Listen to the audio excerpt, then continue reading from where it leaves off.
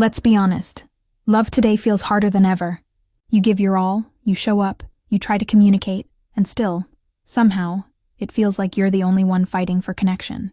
If you've ever wondered why men pull away, why you keep attracting the same kind of heartbreak, or how to make him miss you without losing yourself in the process, this is for you. This is real relationship advice for women. Not the fluffy kind, but the truth that shakes you awake. Today, we're diving into dating tips for women who are tired of games, ready to stop chasing men, and determined to build something real. This is about female empowerment in relationships, self-love and confidence, understanding men, toxic relationship recovery, and stepping into your high-value woman mindset. Because real love starts with you. You know what most women get wrong about love? We confuse effort with worth. We think that if we just love harder, give more, prove ourselves a little better, he'll finally stay. We tell ourselves, maybe if I'm more patient, more understanding, more forgiving, he'll see my value. But that belief is what keeps you stuck, because love isn't something you earn through exhaustion. You can't force someone to love you right by overperforming in a relationship that only takes. That's not love. That's self-abandonment dressed up as loyalty. Let me say it straight. Effort does not equal worth. Your worth was never meant to be negotiated through someone else's attention. You don't have to beg, chase, or shrink yourself to be loved. The right person doesn't need to be convinced. You are not hard to love. You're just loving people who don't know what love looks like. And I know what you're thinking. But I've invested so much time. I can't just walk away. Yes, you can. Because what you're calling investment might actually be avoidance. Avoiding being alone. Avoiding starting over. Avoiding facing that deep fear that maybe, just maybe, you're not enough. But you are. You've always been. You just forgot because you've been too busy proving it to people who never deserved front row seats in your life. Let's get real. You don't chase love, you attract it. You attract it by being grounded in your value, by standing tall even when someone tries to make you feel small. You attract it by refusing to participate in relationships that drain your peace. The woman who knows her worth doesn't need to scream it. She walks in it. She doesn't demand respect. She commands it by how she moves, how she speaks, how she refuses to argue over her value ever again. The next time you catch yourself trying too hard, pause. Ask yourself, am I trying to connect or am I trying to convince? Because connection flows naturally. It feels safe, easy, mutual. Convincing feels heavy. It feels like walking uphill with a backpack full of unmet needs. You can't build a solid relationship on one person's constant effort and the other's convenience. Here's a hard truth. Love that constantly hurts, confuses, or depletes you is not love. It's survival mode disguised as passion. You deserve consistency, not chaos. You deserve someone who doesn't need to lose you to value you. And you can only attract that kind of love when you stop overcompensating for someone else's emotional immaturity. When you stop explaining why you deserve basic respect. When you stop treating temporary people like permanent ones. Effort has its place, but it should never come at the cost of your dignity. You're not supposed to prove your worth through pain. The right relationship won't make you question if you're enough. It'll remind you that you already are. So stop apologizing for wanting more. Stop shrinking to fit someone's comfort zone. You're not asking for too much. You're just finally realizing your worth. Now let's talk about something even deeper. Healing before you love again. Because let's face it, so many of us rush into the next relationship, hoping that new love will heal the wounds left by the last one. But healing doesn't happen in the arms of someone new. It happens in the quiet moments when you finally stop running from yourself. Healing is brutal sometimes. It's crying on your bathroom floor, wondering how you ended up here again. It's realizing that the relationship you lost wasn't the only thing that broke. You did too. And before you can love again, you have to meet the version of yourself that you abandoned while trying to love someone else. You have to forgive yourself for not walking away sooner, for believing empty promises, for mistaking potential for partnership. That forgiveness, that's the beginning of healing. We live in a world that glorifies moving on. But moving on and healing are not the same thing. Moving on is distraction. Healing is transformation. Moving on says, I'm fine. Healing says, I'm honest. Healing asks hard questions. Why do I keep attracting emotionally unavailable people? Why do I tolerate less than I deserve? Why do I keep betraying myself in the name of love? Those answers are uncomfortable, but they set you free. And here's what most people don't tell you. Healing is lonely. It's quiet. It's unglamorous. It doesn't come with applause or validation. It's just you, choosing to face the mirror instead of running back to what broke you. It's learning to sit with your pain long enough to understand it, not numb it. It's building emotional muscles strong enough to hold the weight of your own love. When you heal, you stop mistaking attention for affection. You stop confusing control for care. You stop seeking closure from people who were never capable of giving it. Healing isn't about pretending you're over it. It's about no longer needing that person to make sense of your story. You start seeing them clearly, not as the one that got away, but as the one who taught you what you'll never settle for again. And I know that sounds empowering, but it's not always pretty. Healing will test you. You'll crave the familiar even when it hurts. You'll second-guess your growth because growth feels foreign. You'll have moments where you miss them, even when you know they were wrong for you. But that's part of the process. Healing doesn't erase your past. It rewires your future. So take the time. Sit with yourself. Rebuild your self-trust. Because when you do, love stops being a desperate search for validation. It becomes an extension of your wholeness. You stop settling for breadcrumbs because you've finally tasted peace. And that peace, that grounded, unshakable peace, becomes your new standard. You can't pour from a wounded heart and expect love to feel full. You can't build something real while bleeding from something broken. Healing is how you rise, not just for someone new, but for yourself. Because once you heal, you'll never again confuse chaos for chemistry or pain for passion. You'll recognize peace when it shows up. You'll know it's real love when you can finally exhale and feel safe being yourself. You know what makes so many women lose themselves in relationships? The silence. That dreadful, anxious silence when the messages slow down, when the calls stop coming, when suddenly you're sitting there wondering, what did I do wrong? The panic starts creeping in.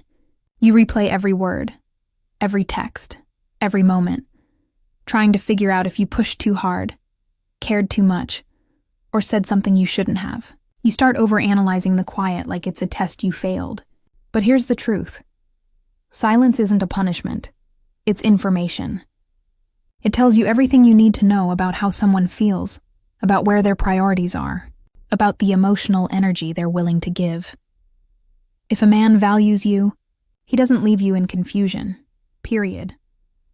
Silence from someone who claims to care about you is clarity you didn't want but needed. And yet, instead of taking it as truth, we chase explanations. We fill the silence with excuses. He's probably busy. He's just overwhelmed. He said he's bad at texting. But deep down, you know when someone's energy changes. You can feel when you've shifted from priority to option.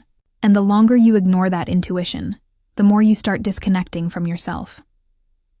Here's something powerful. You have to learn to be okay with silence. You have to stop letting the absence of communication send you into emotional chaos. The right person won't make you question your place in their life. When they care, you'll feel safe. You'll feel chosen, not tolerated. But when someone's silence speaks louder than their words, believe it. Don't chase clarity from someone who thrives on keeping you confused. That's not love. That's control. Let's be real. Your reaction to silence reveals your relationship with yourself. If silence terrifies you, it's because your worth has been tied to external validation for too long. You've been conditioned to believe that your value depends on whether someone else chooses you, responds to you, wants you. But what if you started using silence differently? What if, instead of spiraling, you used it to reconnect with yourself, to breathe, to center, to reflect? You don't need to fill every quiet moment with noise or people. Sometimes silence is where you finally hear your own voice again. When he goes quiet, don't chase. Match the energy. Protect your peace. Pull back your power. Let the silence do its job. It reveals everything. The moment you stop fighting for someone's attention, you create space for someone who actually wants to give it. Stop begging people to show up. Let them show you who they are and then make your choice. You are not here to audition for love. You are the main event. And if someone can't handle your worth, let them exit quietly. And now, let's talk about raising your standards. because that's where everything shifts. Somewhere along the way, women were told to be grateful for crumbs. That being understanding means tolerating inconsistency. That loving someone means sticking it out, even when it hurts. But love isn't supposed to feel like constant anxiety. It's not supposed to be guessing games, emotional whiplash, or waiting around for someone to decide if you're worth choosing. That's not love. That's self-betrayal. You've got to raise your standards, not lower your expectations. There's a huge difference. Expectations are about outcomes, things you can't control. Standards are about how you allow yourself to be treated, things you absolutely can control. Your standards are the boundaries that protect your peace, your dignity, your heart. When you have high standards, you're not being difficult. You're being discerning. You're saying, I've outgrown the version of me that accepted bare minimum love. You know what happens when you raise your standards? You stop chasing. You stop begging. You stop explaining why you deserve the basics. You start attracting different energy, because people can feel when you've made peace with your worth. They can sense that you're no longer available for half-effort love. And suddenly the dynamic changes. The wrong ones fade away because they can't meet you there. And the right ones step forward because they respect what you represent. Let me tell you something from experience. When you start saying no to almost love, you make room for real love. When you stop trying to prove your value, you finally start living it. Raising your standards doesn't mean demanding perfection. It means choosing alignment.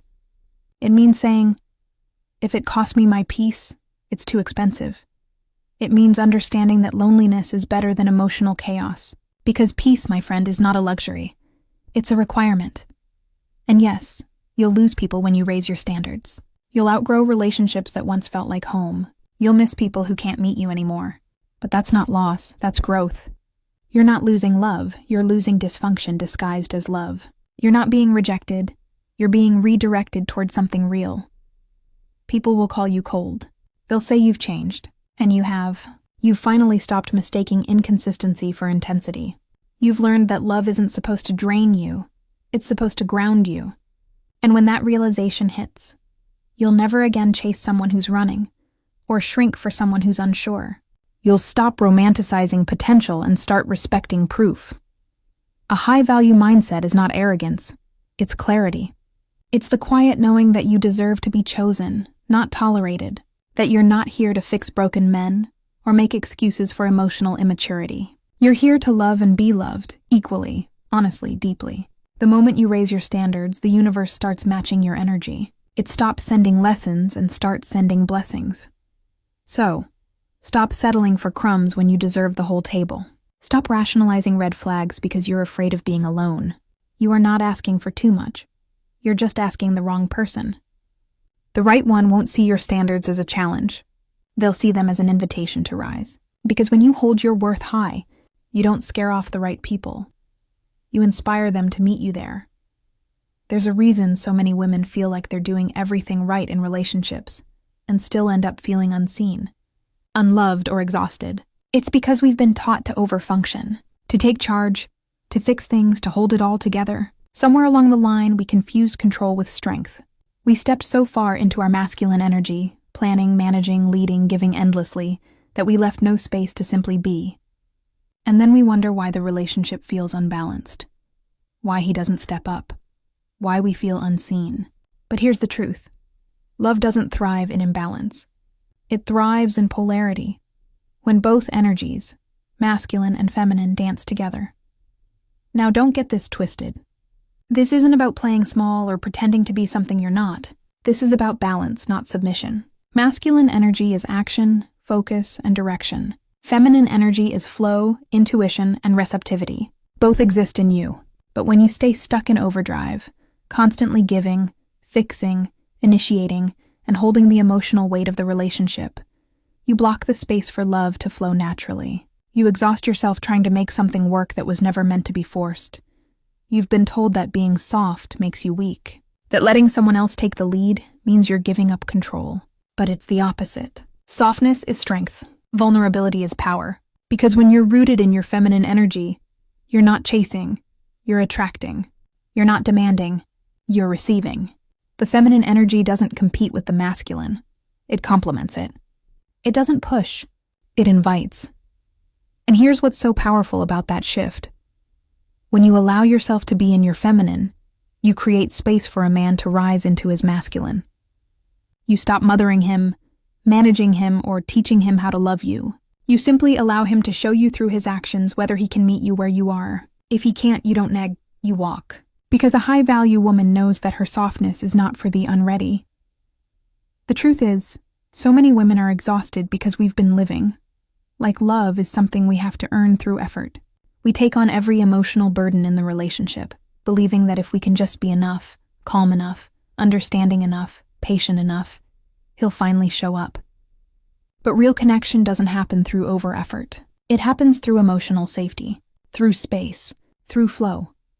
Start noticing where you're overgiving. Notice when you're the one always texting first, always fixing the conflict, always explaining your worth. Stop doing that. Let him come to you. Let him lead sometimes. It doesn't mean you lose power. It means you're confident enough to let things unfold without trying to control them. Because that's what true confidence looks like. Trusting that what's meant for you doesn't need to be chased, forced, or micromanaged. When you learn to soften, not to be passive, but to be peaceful, you become magnetic. You stop attracting men who need saving and start attracting men who are grounded enough to meet your energy. You stop tolerating inconsistency because it doesn't align with your calm. You stop begging for reciprocity because you're too busy resting in your worth. And that balance, that beautiful harmony between strength and softness, is where real love grows. But here's the mistake so many women make right after this realization. They confuse potential with partnership. They meet someone who could be great if only he changed, if only he healed, if only he grew up. And so they pour their energy into the if-onlys. They see flashes of who he could be, and they hang on to that image like it's a promise. But here's the harsh truth. Potential is not the same as reality. Falling in love with someone's potential is like falling in love with a fantasy version of them. It feels inspiring at first, but it always ends in disappointment. You have to stop falling for the almost version of love. Stop saying, he's not there yet, but I know he'll get there someday. Because maybe he won't. Maybe he doesn't want to. And while you're waiting for him to become the man you deserve, you're wasting precious time and emotional energy that could be spent building a life that actually fulfills you. We do this because we see the good in people. We're nurturers by nature. We want to believe in their growth, in their potential. But there's a line between hope and self-delusion. Hope keeps you open. Delusion keeps you stuck. And too many women confuse loyalty with self-sacrifice. Loving someone doesn't mean you have to lose yourself in their process. You can care deeply for someone and still choose yourself. You can love them and still leave. The reality is, you can't build a solid relationship on potential. You can only build on what's real. If someone's words and actions don't align, believe the actions. If someone says they'll change but never follows through, stop listening and start watching. Consistency is the loudest form of love. You shouldn't have to beg someone to grow, to show up, or to care. You shouldn't have to water someone who refuses to plant their own roots. And here's something I've learned. When you stop chasing potential, you start seeing reality with crystal clarity. You stop projecting your love onto people who aren't capable of receiving it. You stop making excuses for behavior that hurts you. You start choosing peace over potential, alignment over effort, and truth over fantasy. That's when you finally experience love that doesn't drain you. It nourishes you. You deserve someone who meets you where you are, not someone who promises to someday catch up. You deserve someone whose presence feels safe, not whose absence feels like withdrawal.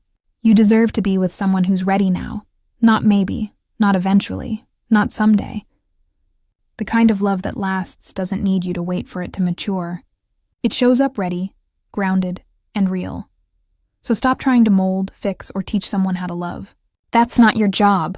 Your only job is to stay aligned with your worth, to live in your truth, and to protect your peace fiercely. Because when you let go of potential, you make space for reality.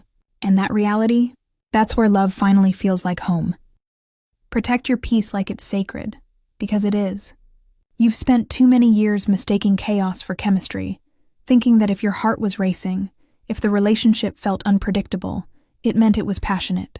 But that constant anxiety, that second guessing, that emotional exhaustion, it's not passion, it's pain.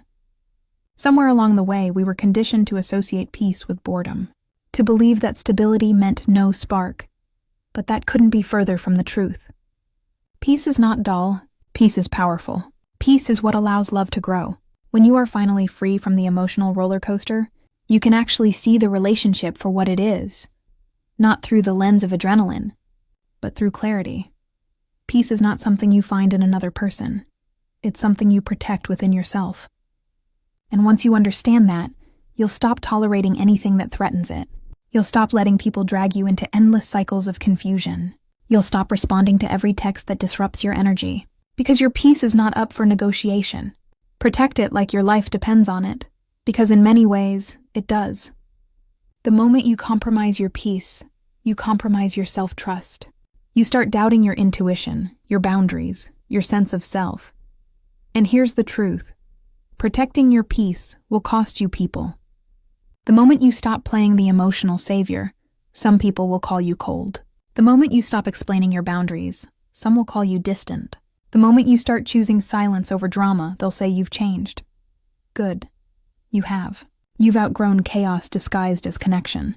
You've stopped feeding relationships that starve your spirit. Protecting your peace doesn't mean shutting people out. It means filtering who gets access. Not everyone deserves a front row seat in your life. Not everyone deserves to know your heart, your plans, or your energy. You don't have to explain why you need space, why you didn't respond, or why you walked away. Peace doesn't need justification. It's self-preservation. And let's be honest, sometimes protecting your peace means walking away from what you thought you wanted most. It means saying, I love you, but I love me more. It means letting go of the fantasy you built in your head about how things could be, because peace and pain can't coexist. You can't be at peace while constantly trying to fix, prove, or earn love. The relationship that keeps you anxious, overthinking, or crying more than you smile, it's not love, it's dependency. You don't need to fight to keep what's meant for you. Real love will never cost you your peace of mind. So, make peace your standard. Choose the calm over the chaos. Choose quiet over confusion. Choose yourself over someone who keeps you guessing. When you do, you'll notice your entire world shifts. Your energy lightens. Your mind clears. And that's when love starts to feel safe again.